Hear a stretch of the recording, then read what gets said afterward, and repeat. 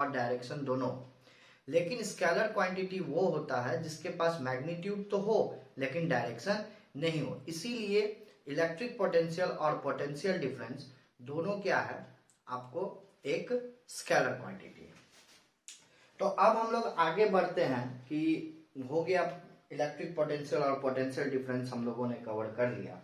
अब हम लोग बात करेंगे कि बेसिकली आपको अगर डिफाइन करने बोला जाए कि 1 वोल्ट क्या होता है, 1 वोल्ट क्या होता है, डिफाइन करने अगर आपको बोला जाए कि 1 वोल्ट क्या होता है तो आप कैसे डिफाइन करेंगे। कल हम लोगों ने एक फॉर्मूला पढ़ा था V is equal to W by Q.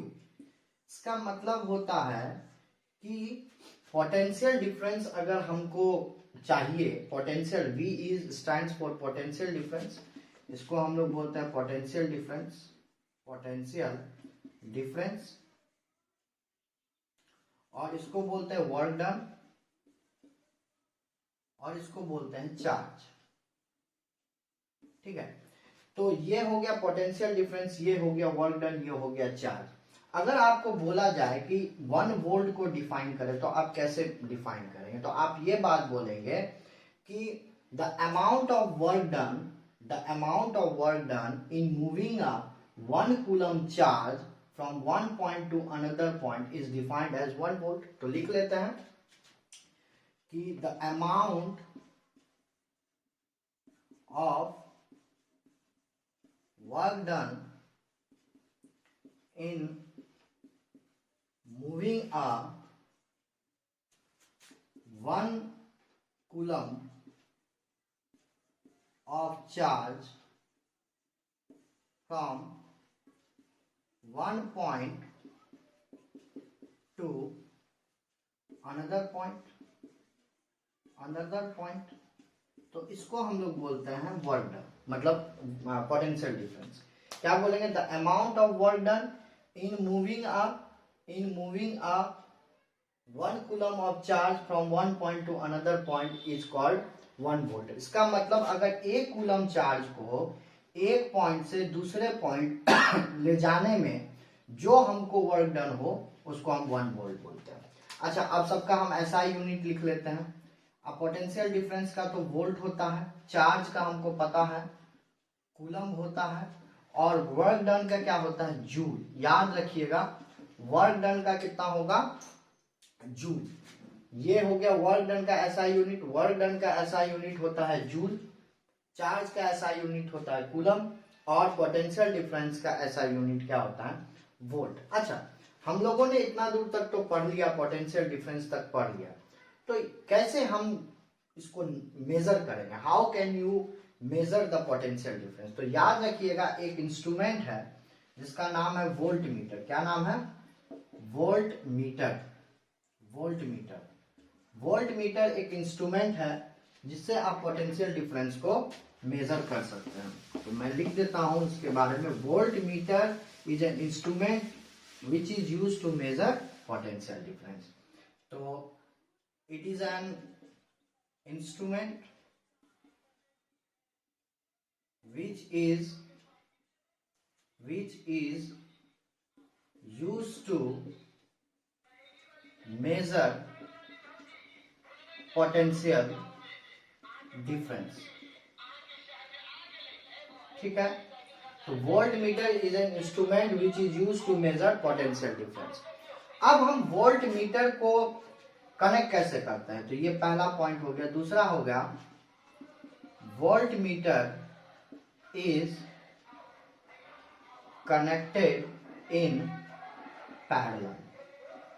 अच्छा, इसको पैरेलल में क्यों कनेक्ट करते हैं, मैं एक सर्किट बनाता हूं फिर आपको समझाएंगे कि इसको हम पैरेलल में क्यों कनेक्ट करते हैं, इसके पीछे लॉजिक क्या है, आपको लॉजिक समझ में आना चाहिए। ये इसका पॉजिटिव टर्मिनल हो गया, ये नेगेटिव टर्मिनल हुआ, करंट इधर से इधर जा रहा है, पॉजिटिव से नेगेटिव। अब हमको पोटेंशियल डिफरेंस मेजर करना है इस 2 पॉइंट में। अब हमको पता है यहां से यहां ले जाने में जो वर्क डन होगा, इसी को तो हम 1 कूलम चार्ज को इस पॉइंट से इस पॉइंट ले जाने में जो वर्क डन होगा, इसी को तो हम पोटेंशियल डिफरेंस कहते हैं। अब potential difference between the two points हमको मेजर करना है। तो यहाँ पे एक पोटेंशियल डिफरेंस अलग होगा, मतलब इलेक्ट्रिक पोटेंशियल अलग होगा, यहाँ पे इलेक्ट्रिक पोटेंशियल अलग होगा। अगर इसको हमको नापना है तो हम वोल्ट मीटर को क्या लगाएंगे, पैरेलल में लगाएंगे। तो ये है इसका कंसेप्ट, वोल्ट मीटर को हर वक्त हम क्या लगाते हैं, पैरेलल में लगाते हैं, याद रखिएगा। लेकिन अगर हम आमीटर के बारे में बोलेंगे, आमीटर को हम सीरीज में लगाते हैं, सीरीज में, कनेक्टेड इन सीरीज में लगाते हैं। और इसका काम क्या है, यूज टू मेजर करंट। अभी हम थोड़ा देर में करंट के बारे में और बात करेंगे। यूज टू मेजर करंट, और इसको सीरीज में लगाते हैं। इसका सिंबल क्या होता है, हम इस तरह से बनाएंगे, ए लिखेंगे और इसको, ये पॉजिटिव टर्मिनल, ये नेगेटिव टर्मिनल, ये आमीटर हो गया। Ammeter is connected in series, पहला बात। दूसरा है यूज टू मेजर करंट, इसको करंट नापने में काम आता है। करंट को हम मेजर कैसे करेंगे, वो आमीटर का काम है। लेकिन अगर पोटेंशियल डिफरेंस को हमको मेजर करना है तो हम यहाँ पे वोल्ट मीटर लगाएंगे, और वोल्ट मीटर को हम पैरेलल में लगाएंगे। और आप देख सकते हैं वोल्ट मीटर को हमने पैरेलल में लगा दिया। यहां तक आपको शायद क्लियर हो गया होगा हर बार। अब हम ये बात बताते हैं कि डायरेक्शन ऑफ करंट कैसे होगा। सपोज एक कंडक्टर है, कंडक्टर में करंट का डायरेक्शन क्या होगा। तो लिखेंगे टॉपिक हम लोग, डायरेक्शन ऑफ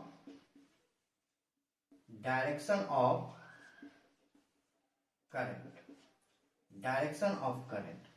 अब डायरेक्शन ऑफ करंट क्या होगा, अब आप समझिए करंट का डायरेक्शन क्या होगा। अगर मेरे पास एक कंडक्टर है, और ये बैटरी है, ठीक है, ये बैटरी है मेरे पास, ये एक कंडक्टर है, ठीक है, और ये मान के चलिए इसका पॉजिटिव टर्मिनल है, नेगेटिव टर्मिनल है, करंट इधर से इधर को जा रहा है।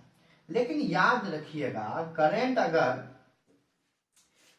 अगर इस कंडक्टर में पॉजिटिव से नेगेटिव जा रहा है, याद रखिएगा, तो हमको इलेक्ट्रॉन इधर से इधर आएगा, क्योंकि इलेक्ट्रॉन हर वक्त क्या चलता है, निगेटिव से पॉजिटिव। इलेक्ट्रॉन का मूवमेंट किधर होगा, लिख लेते हैं, इलेक्ट्रॉन का movement from negative terminal to positive terminal. आप ये बात याद रखिएगा कि इलेक्ट्रॉन का जो मूवमेंट होगा वो किधर से किधर होगा, निगेटिव टर्मिनल से पॉजिटिव टर्मिनल की ओर, निगेटिव टर्मिनल से पॉजिटिव टर्मिनल की ओर इलेक्ट्रॉन का मूवमेंट होगा। ये बात अब आपको समझ में आ गया कि अगर करंट मतलब इलेक्ट्रॉन निगेटिव टर्मिनल से पॉजिटिव टर्मिनल की ओर जा रहा है, तो हमको कन्वेंशनल करंट क्या मिलेगा, हमको कन्वेंशनल करंट मिलेगा पॉजिटिव से। तो लिख लेंगे यहाँ पॉजिटिव टू निगेटिव, हमको कहां से मिलेगा, ये पॉजिटिव से निगेटिव। करंट का डायरेक्शन क्या होगा, ये करंट का डायरेक्शन हो गया। लेकिन अगर इलेक्ट्रॉन का डायरेक्शन बोलेंगे तो इलेक्ट्रॉन का डायरेक्शन ये हो जाएगा। याद रखना है ये डायरेक्शन ऑफ करंट। और कल हम आपको कंडक्टर के बारे में बता दिए थे कि कंडक्टर क्यों इलेक्ट्रॉन को मान के चलिए कंडक्ट करता है, क्यों इलेक्ट्रिसिटी को पास होने देता है, because of the free electron. Conductor के पास फ्री इलेक्ट्रॉन होता है, इसीलिए वो क्या करता है, इलेक्ट्रिसिटी को अपने थ्रू पास होने देता है। आपको यहां तक बात समझ में आया, डायरेक्शन ऑफ करंट आपको समझ में आ गया, पोटेंशियल डिफरेंस समझ में आ गया, और आपको आमीटर समझ में आ गया। अब हम लोग बात करते हैं सर्किट का। सर्किट क्या होता है, सर्किट क्या है कि सर्किट एक पाथ है जिससे करंट फ्लो करता है। सर्किट क्या है, सर्किट इसको हम इलेक्ट्रिकल सर्किट अगर बोलेंगे, इलेक्ट्रिकल सर्किट तो ज्यादा अच्छा होगा। अब सर्किट क्या है, सर्किट एक पाथ है, ठीक है, जिसके थ्रू करंट फ्लो करता है। और सर्किट में हम क्या क्या यूज करते हैं, एक स्विच को यूज करते हैं, एक बल्ब को यूज करते हैं, वायर को यूज करते हैं, रेसिस्टेंस को यूज करते हैं, रियोस्टेट को यूज करते हैं। अब सबके बारे में हम लोग बात करेंगे, लेकिन पहले हम सर्किट के बारे में समझेंगे। सर्किट क्या है, circuit the path through which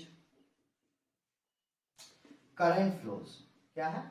current flows एक रास्ता है। सर्किट क्या? एक रास्ता है, जो बहुत सारे बुक में अलग अलग डेफिनेशन लिखा हुआ है, लेकिन मैं आपको बस उस डेफिनेशन का मेन थीम आपको बता रहा हूं, मेन डेफिनेशन, कि आप इसको लिखेंगे तो आपका गलत नहीं हो सकता है, कि the path through which current flows. अब इसमें बहुत सारे, the continuous path through which current flows which is connected between the two terminals consisting of battery, wires, bulb, switch, आप ऐसे बोल सकते हैं, उसमें कोई दिक्कत नहीं। लेकिन मैं आपको बस ये बात बता, the path through which current flows, कि ये एक रास्ता है जिससे करंट क्या हो रहा है?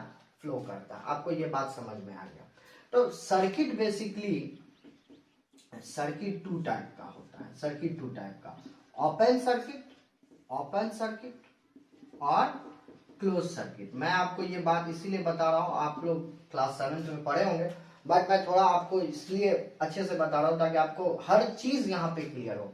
जितने भी चीज आप पढ़ें साइंस में या किसी भी सब्जेक्ट में, आपका each and every concept clear होना चाहिए। आपको कहीं से भी कोई भी क्वेश्चन आ जाए तो आप उसको लिख सकते हैं। तो ओपन सर्किट और क्लोज सर्किट, ओपन सर्किट से करंट फ्लो नहीं करें, करंट डू नॉट फ्लो, क्योंकि इसमें अगर स्विच होता है तो स्विच इसमें क्या होगा? ओपन होगा। ये स्विच है, ये क्या है? स्विच है, इसमें स्विच ओपन होगा। लेकिन क्लोज सर्किट में करंट फ्लो करेगा। क्या होगा? करंट फ्लो करेगा। स्विच क्लोज सर्किट में करंट फ्लो करेगा और इसमें स्विच क्या होगा? क्लोज होगा। इसमें क्या होगा? स्विच क्लोज होगा। अभी मैं सबका आपको नोटेशन बताऊंगा, कंपोनेंट्स बताऊंगा, सिंबल्स बताऊंगा, कितने भी सर्किट में कौन कौन सा कंपोनेंट हम लोग यूज करते हैं। बट आप अभी तक ये जाने कि सर्किट क्या होता है? एक रास्ता है जिससे करंट फ्लो करता है। और सर्किट आपको दो टाइप का होता है, ओपन सर्किट और क्लोज सर्किट। ओपन सर्किट क्या होता है? जिससे करंट फ्लो नहीं करता है, क्योंकि स्विच इसमें क्या होता है? ऑफ पोजीशन पे होता है, स्विच इसमें ऑफ होता है। लेकिन जब हम क्लोज सर्किट में बात करें, इसको इनकम्प्लीट सर्किट भी बोलते हैं। इनकम्प्लीट इसीलिए क्योंकि स्विच अगर हम ऑफ पोजीशन पे रखेंगे तो करंट फ्लो ही नहीं करेगा। जब करंट फ्लो ही नहीं करेगा तो क्या होगा? बल्ब आपका ग्लो करेगा ही नहीं करेगा।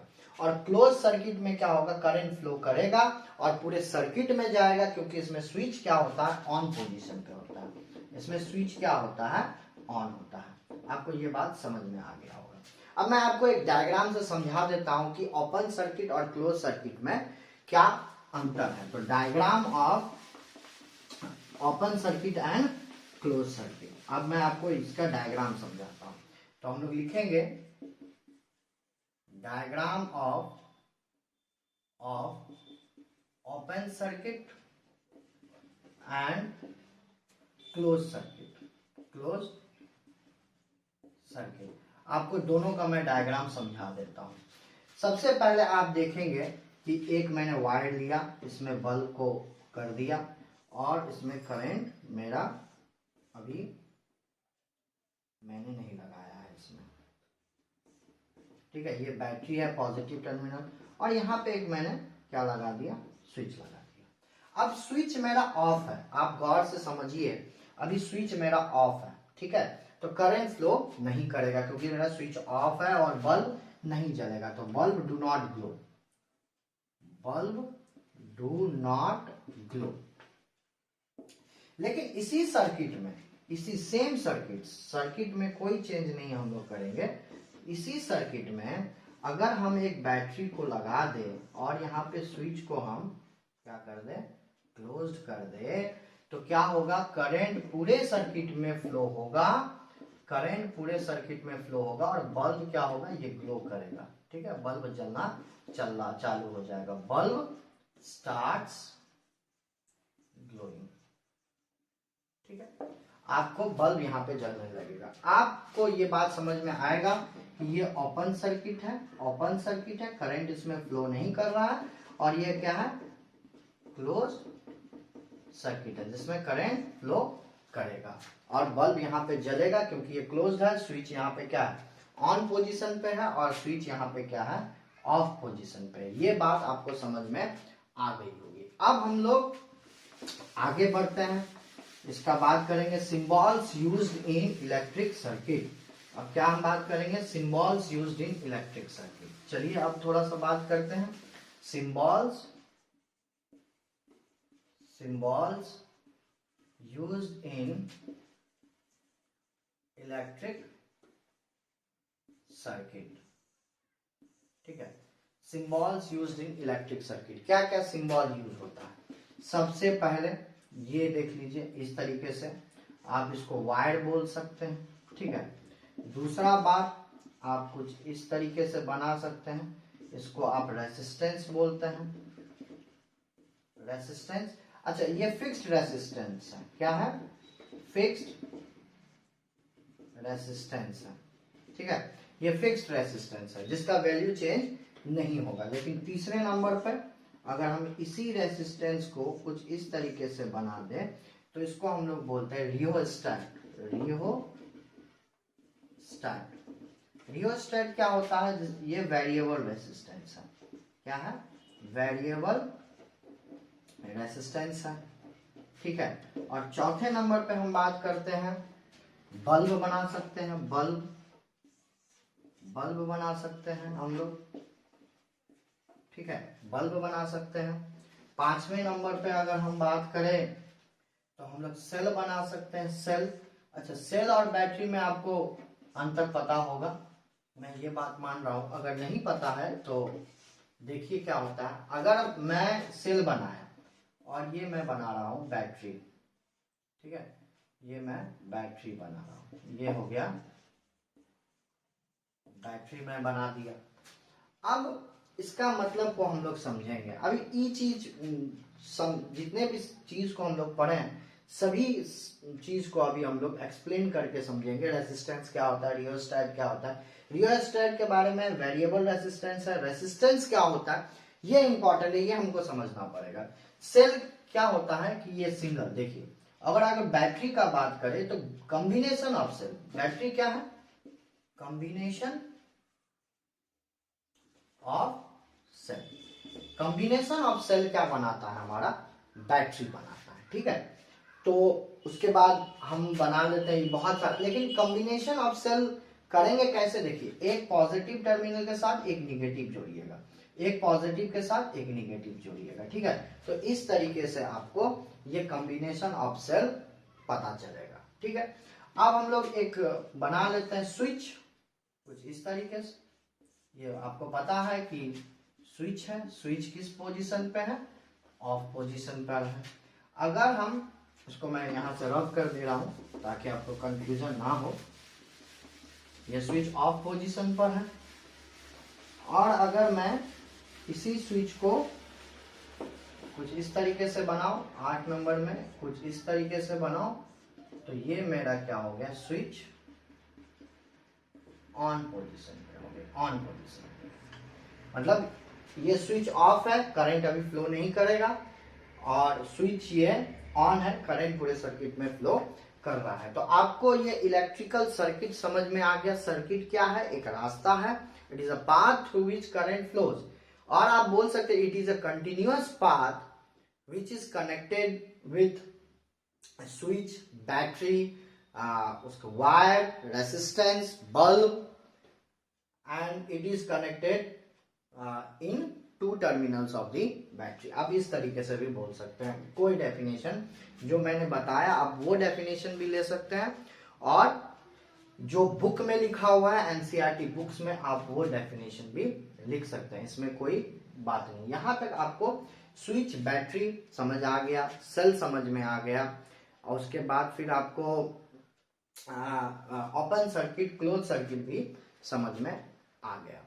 अब हम लोग बढ़ते हैं किसकी ओर, ओम्स लॉ की ओर। किसकी ओर बढ़े, करंट की ओर। अच्छा, करंट तो मैंने बताया नहीं, करंट पहले हम लोग जानेंगे करंट क्या होता है।